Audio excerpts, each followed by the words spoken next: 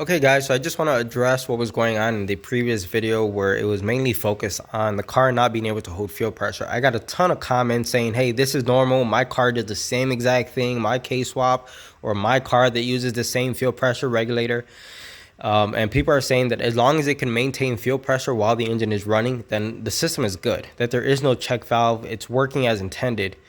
And yes, it does hold fuel pressure while the engine is running. No problems at all with that.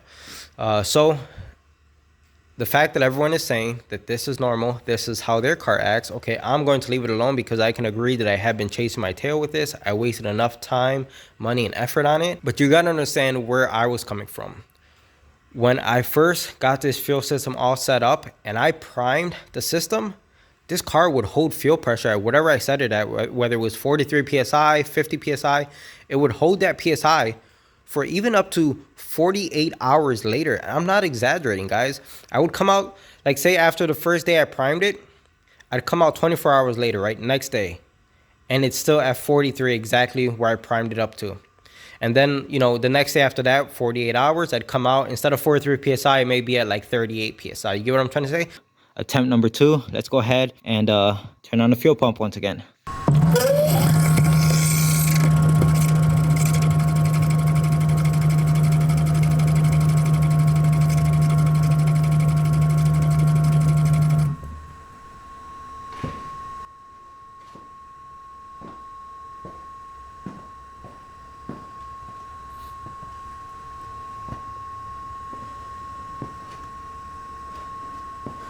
Alright, so I had the fuel pump running for a good 15-20 seconds.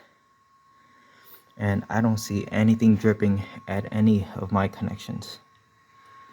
It's looking really good. It would have been perfect to get it right the very first time, but I forgot to tighten that one fitting. But look at this, guys. The pump is no longer running, and we are holding pressure. It is, I'm trying to read it from here. It looks difficult. Maybe like 35 PSI. So I set a timer, and it's been about an hour and a half. So let's check the fuel pressure. And we still have fuel pressure, which is absolutely fantastic. No leaks at all, guys. If it starts to bleed off over time, that's normal. It's just, you know, putting the fuel back into the tank. But we don't have a massive leak. And you're probably asking, like, how is that even possible if there is no check valve in the system? I have no idea, guys. I can't explain that. All I'm telling you is what I saw with my own eyes. So you can imagine my shock when, to my knowledge, this car that was previously holding fuel pressure for up to 2 days after I turned the key off, all of a sudden you turn the key off and the fuel pressure just drops off a cliff. So in my mind, I'm like, something's wrong here. And that's why I went down this rabbit hole of chasing it. Until this day, I still have not figured out or been able to replicate it holding pressure after the key goes off. All right, guys, so just a short update on the CRX. If you look back here, you can see I have this like clothes dryer ducting going outside, and the other end is right here on the exhaust of the CRX. Well, every time this thing is running, it just completely fills the garage with those harmful smells. And the garage is connected to the house, so whenever the car is running inside the garage, you could actually smell it inside the house. And guys, that's not good for your health. So it doesn't take long. If you're in the garage when this car is running, within a minute or two, you start to get dizzy. It's not good, okay? So putting that ducting in the exhaust and feeding it outside alleviates like 90% of the problem. It's much better in here. Anyway, so the last time I left you guys with an update on the CRX, I showed you that the engine was running well, but the second, you cracked the throttle open just a hair and the engine would stall immediately. So I was looking into this, self-learning. Like I hear that the Haltech ECU can do its self-learning procedure, and it basically starts to correct the base or the fuel map so that the car can run better.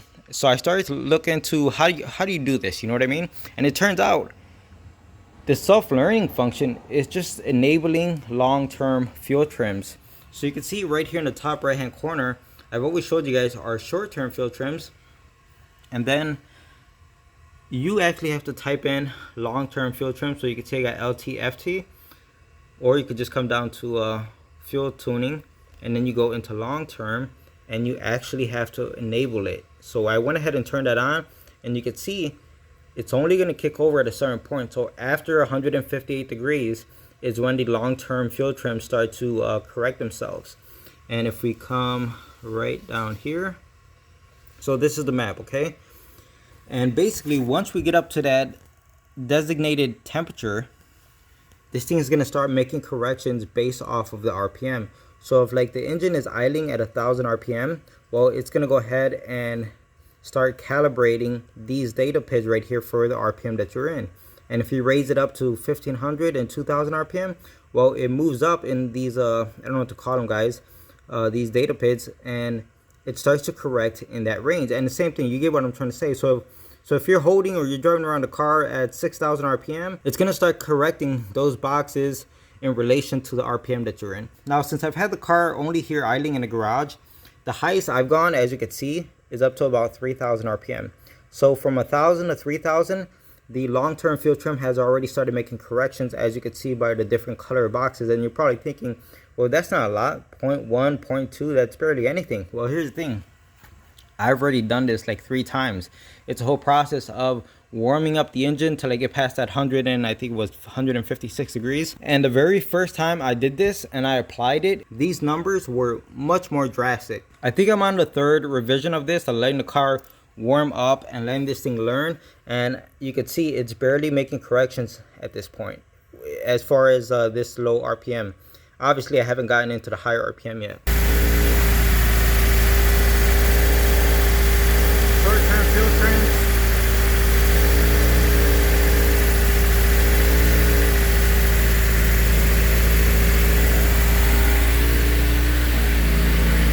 Let's see what happens when I hit the throttle. Remember before, it would completely just stall out.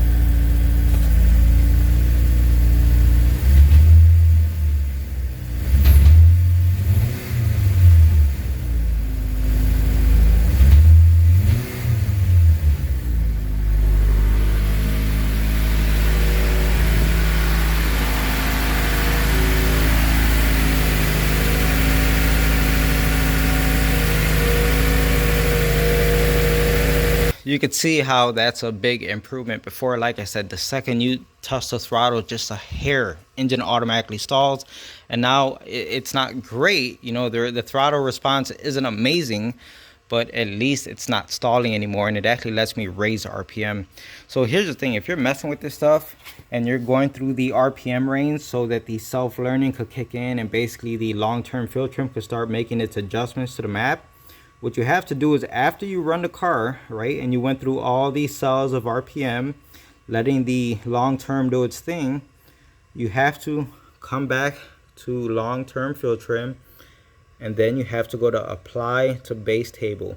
Basically, what this is going to do is anything that the long-term field trimmed has learned while the car was idling or while you were driving it around, you want to apply that to your base map so that it's basically saved to, we're going to go ahead and hit this. See, it's going to add it to the base table using the corrections from the long-term field trim. You go ahead and hit yes. So basically what this does is for this one session right now that we had the car running, or if you were driving it around, everything that the ECU has learned is now applied to your base map. And as you can see, everything goes to 0 right now. Guys, honestly, I think the car is ready for the tuner to take another crack at it. I think that's where we're at. So I just got in touch with tuner, and he's pretty backed up. He said he won't be able to get in contact with me for a few days.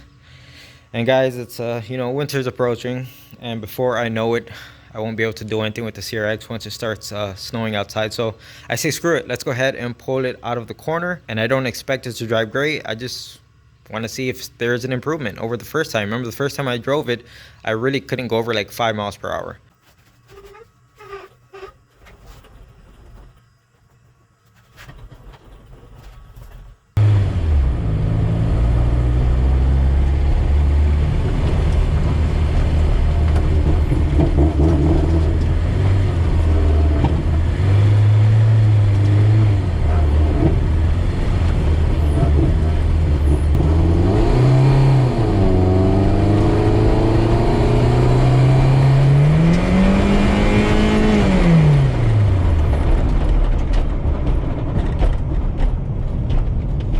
Alright guys, so that test drive did not go as planned.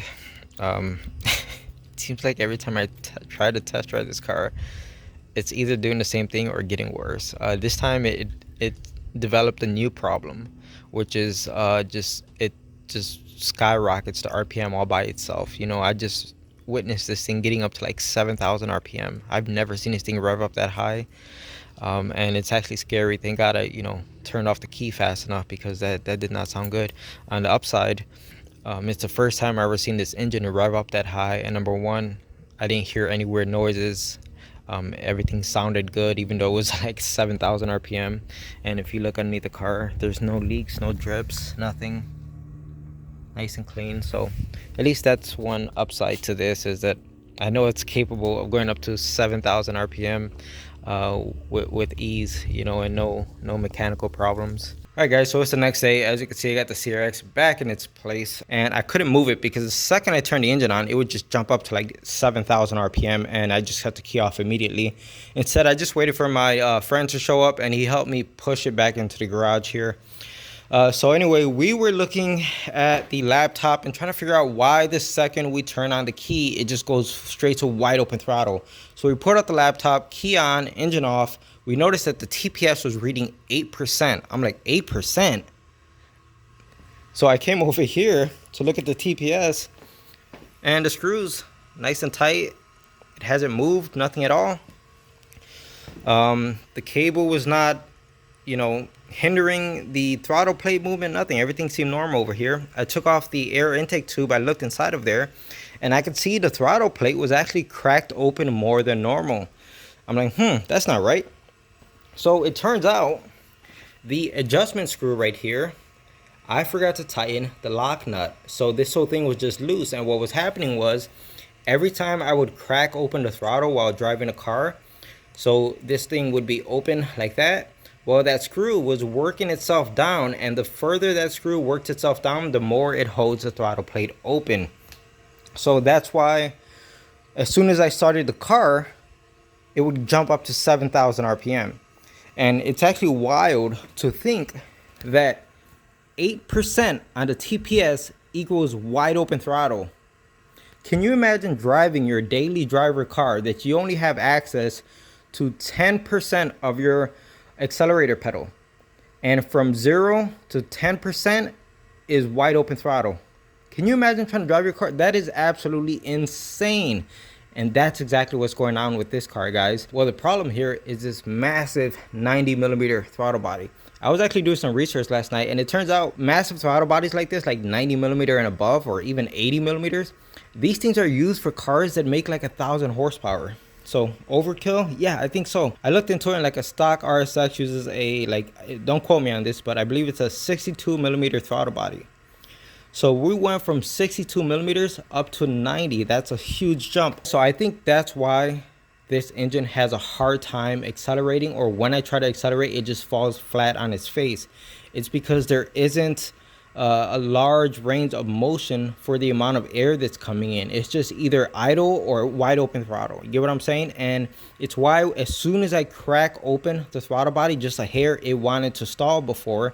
It's because it's just way too much air rushing into the engine all at once. So last night I actually went ahead and ordered a brand new throttle body and a whole intake system, because of course it has to fit. So I ordered a 70mm. So I think 70 is going to be like the perfect compromise for this engine. It's not too big, but it's not too small.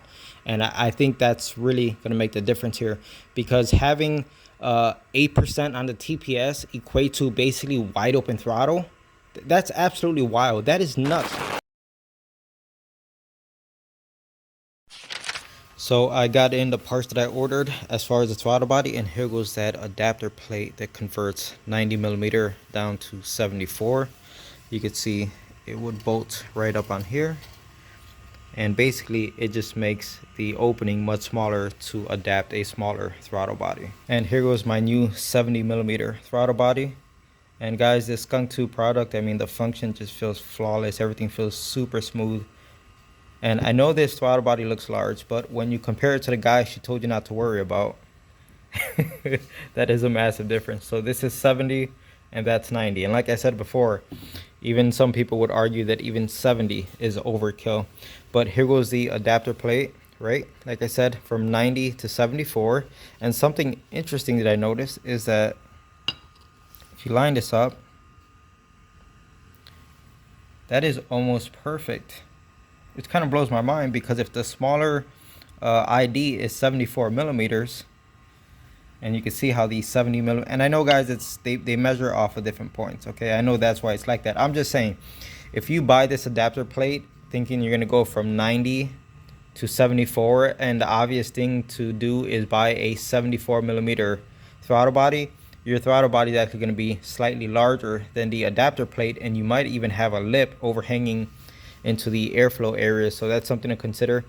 I don't know, I can't say for sure, but I'm just going off of what I see right here, and it appears that the 70 millimeter just like fits perfect. I had to order a idle air control block off plate. On the original one, K-Tune just gives you 2 plugs, which I think is a pretty good idea, and you just put the plugs in and block it off. This thing had the OEM style, so I had to order a brand new gasket for the idle air control, as well as this block off plate. Now this block off plate is going to actually sit facing down like this on the vehicle. Now if any of these screws were to back off, this plate would come loose and it would open up the idle air control port, and essentially that would be like wide open throttle if this plate were to fall off. So that could be a scary situation. So I'm gonna go ahead and put some thread locker on both of these bolts. I got the new throttle body fully installed, and one can argue that it actually looks better with this one, because you can see we have that black plate back here, and now we have a black plate going across here, and this color of metal matches more of like what's going on here versus like a shiny chrome part, which really I'm not a big fan of chrome parts. So one thing I don't like, and we already pointed this out, was that the map sensor was on top, because you can just see it doesn't look very nice, and now we have to deal with the wires and routing them. I'm sure it won't be an issue. I just prefer when it was underneath. Not a big deal though. So right now I'm gonna go ahead, turn the key on, and I'm gonna have to recalibrate the TPS sensor. I cannot connect the throttle body at the moment because this is just not gonna work. Remember, I made a custom bracket before to adapt this to the old K-tuned throttle body, and I'm gonna have to make a new custom bracket for this one. Not a big deal though. The whole point is I want to start it up and see how it idles and see if it responds any better. And for anyone wondering, yes, I do have the air intake temperature sensor still plugged in. It's just hanging out right here. I did have to order a brand new intake system. Of course, we have a smaller throttle body, so that's on its way. So I'm done calibrating the TPS in its normal resting position. It's at 0, as you can see, and as I crack it open, it works just fine. Not gonna lie, guys, this skunk tooth throttle body just like super smooth compared to the K-tuned one, and I'm sure it's because it has a bigger throttle plate and it has a stronger spring on it. You get what I'm saying? But I noticed this as soon as I got this thing right out the box. I mean, it just feels like crazy smooth. Anyway, let's go ahead, start up the engine.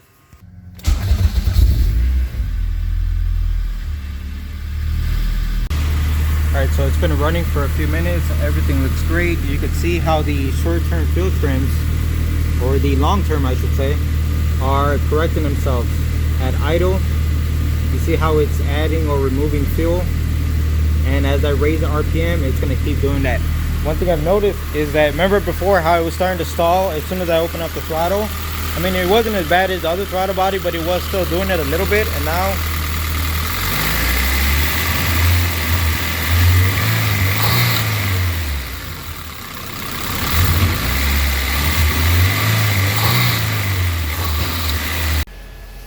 so I just had it here idling up until we got to almost 200 degrees at the temperature sensor, and you could see it was only working in the range of between 1,000 and 1,500 RPM, because like I said, I just had it here idling.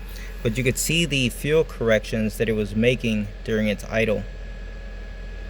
So yep, that's the whole point of the long-term fuel trims. So I turned the engine off and I turned the key back on. So now when we go back to long-term fuel trims, we're gonna go ahead and hit apply to base table. We're gonna hit yes, and basically you can see it's all green now because the values that it just learned for 1,000 and 1,500 RPM have been applied to the base map. I hope that makes sense. Alright guys, so winter is officially here. You can see it's starting to snow. There's snow on my car.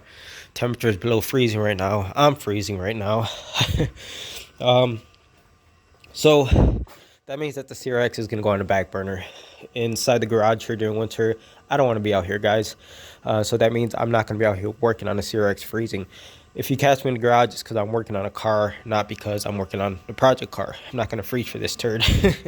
So yeah, that's gonna be it for this winter. Basically, this CRX is just getting pushed aside, and as soon as it starts to get nice out, we'll you know, continue doing little things here and there.